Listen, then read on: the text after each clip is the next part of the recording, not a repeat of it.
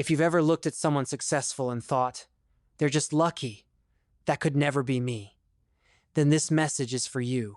What if I told you the only real difference between you and the people who win is not talent, not money, not connections, but how long they were willing to fail without giving up? Stay with me, because by the end of this, you'll realize your failures aren't holding you back. They're quietly setting you up to win. Most people believe winners are born with something extra, a special kind of luck, a hidden advantage, the right connections, the right timing, the right circumstances. That belief feels comforting because it explains why they haven't won yet. It turns success into a lottery instead of a process. But the truth almost nobody tells you is far more uncomfortable and far more powerful. The people who win aren't luckier than you. They simply stayed in the game long enough to fail more times than you can see. What looks like overnight success is almost always the final chapter of a very long story filled with rejection, embarrassment, doubt, and pain that happened quietly, out of sight, when no one was watching. Failure is not something winners avoid. It is something they accumulate. They collect it the way others collect excuses. Every failure sharpens them, hardens them, teaches them. While others stop at the first sign of resistance, winners keep going. Not because they don't feel pain, but because they've learned how to live with it. They understand something most people never accept. Success is not built by talent alone, but by tolerance. The tolerance for discomfort, for uncertainty, for repeated failure without immediate reward. Think about Thomas Edison. When he was working on the light bulb, he failed thousands of times. Not once or twice, not 10 times, thousands. People mocked him. Investors lost patience. Critics laughed. But when asked about his failures, Edison didn't say he failed. He said he discovered thousands of ways that didn't work. That mindset is everything. He didn't see failure as proof he wasn't capable. He saw it as data, information, progress in disguise. The difference between Edison and everyone who quit wasn't intelligence or luck. It was endurance. He simply stayed long enough for failure to turn into success. This is where most people lose the race. They confuse early failure with final defeat. They assume that if something doesn't work quickly, it never will. But life doesn't reward speed the way social media pretends it does. Life rewards persistence. Real success often moves slowly, quietly, painfully. It asks you to keep showing up when the applause is gone, when the results aren't visible, when the doubts are loud and the motivation is gone. Most people don't lose because they're incapable. They lose because they leave too soon. Look at J.K. Rowling. Before Harry Potter became a global phenomenon, she was a single mother living on welfare, struggling with depression, writing in cafes because she couldn't afford heating. Her manuscript was rejected by 12 publishers. 12 times she was told no. 12 chances to quit. 12 moments where failure could have become her identity. But she didn't stop. She failed longer than others were willing to. And that persistence changed her life and the lives of millions of readers around the world. If she had stopped at rejection number 5 or 8 or 11, the world would have called her unlucky. But she didn't stop. So now the world calls her successful. Failure is not a sign that you're on the wrong path. Often, it's a sign that you're exactly where you need to be. Growth is uncomfortable by nature. Transformation hurts. If you're failing, it means you're stretching beyond what you already know. It means you're attempting something that demands more from you than you currently have. That's not weakness. That's courage. But courage doesn't always feel heroic. Sometimes it feels like waking up tired and trying again anyway. The real problem is that failure is lonely. When you're failing, people disappear. Support fades. Encouragement gets quiet. Society celebrates winners, not strugglers. We applaud the finish line, not the miles it took to get there. So when you're in the middle of repeated failure, it feels personal. It feels like you're being singled out, but you're not.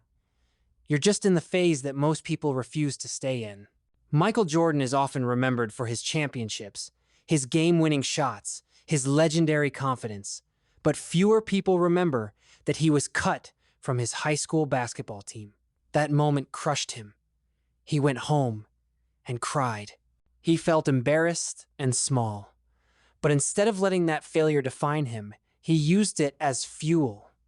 He trained harder than everyone else. He failed, learned, adjusted, and kept going.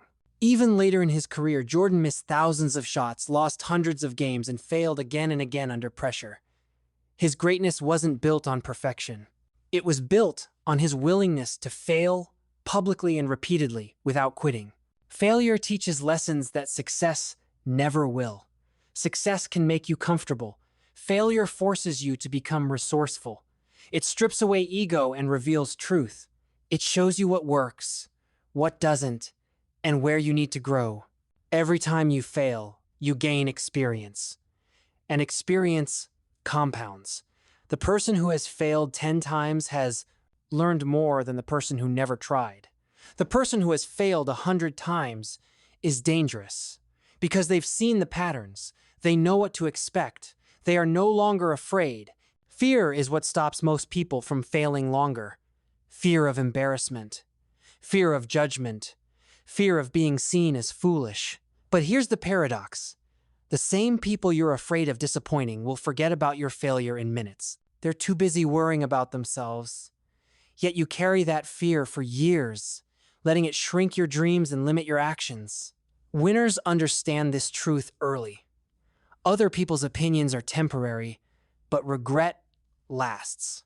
There are countless everyday examples of this. Think of the entrepreneur who launches a small business that fails, then another that struggles, then another that barely survives. From the outside, it looks like instability. From the inside, it's education. Each attempt teaches them about customers, money, systems, leadership. Eventually, one business works. And suddenly, people say they were lucky. They didn't see the nights of doubt, the empty bank accounts, the conversations where quitting seemed logical. They only see the outcome, not the accumulation of failures that made it possible. The same applies to relationships, careers, personal growth. The person who finally finds meaningful work often went through years of jobs that felt wrong. The person in a healthy relationship often survived heartbreaks that taught them boundaries and self-respect. The confident speaker was once terrified of their own voice. The disciplined individual once struggled with consistency. Nobody starts finished. Winners are simply willing to be unfinished longer than others. What separates those who win is not optimism alone, but commitment. Commitment to keep going even when motivation fades. Commitment to learn instead of blame. Commitment to see failure as feedback instead of a verdict. This is where action matters. After each failure, ask yourself one simple question. What can this teach me? Not why did this happen to me, but what can I take from this and use next time? That shift in perspective turns failure from an enemy into an ally. You don't need to fail recklessly or blindly. You need to fail intentionally. Try, evaluate, adjust, repeat. That cycle is how progress is made. Most people quit after step 1 or 2. Winners repeat the cycle until something clicks. And when it does, it's not magic. It's momentum built on lessons learned the hard way. There will be moments when you feel behind, when it seems like everyone else is moving faster, achieving more, getting recognition while you're stuck. In those moments, remember this: you are not behind. You are in training. Every failure is preparing you for a level of responsibility and success you're not ready for yet. Skipping that process would only make success collapse under its own weight. So if you're failing right now, don't rush to escape it. Don't numb it. Don't hide from it. Study it. Respect it. Stay. Because the only real failure is quitting before the lesson is complete. The people who win are not chosen by fate. They choose themselves, again and again, even after they fall. One day, if you keep going, your failures will make sense. They will connect into a story of resilience, growth, and strength. Others will call you lucky. Smile when they do, because you'll know the truth. You didn't win because life was easy. You won because you were willing to fail longer than anyone else, and you refused to walk away before success had a chance to find you. So if you're standing in a moment right now where nothing seems to be working, where the effort feels invisible and the progress feels painfully slow, understand this clearly. You are not broken, and you are not behind. You are becoming. Every failure you've faced is shaping a version of you that can handle the success you're chasing.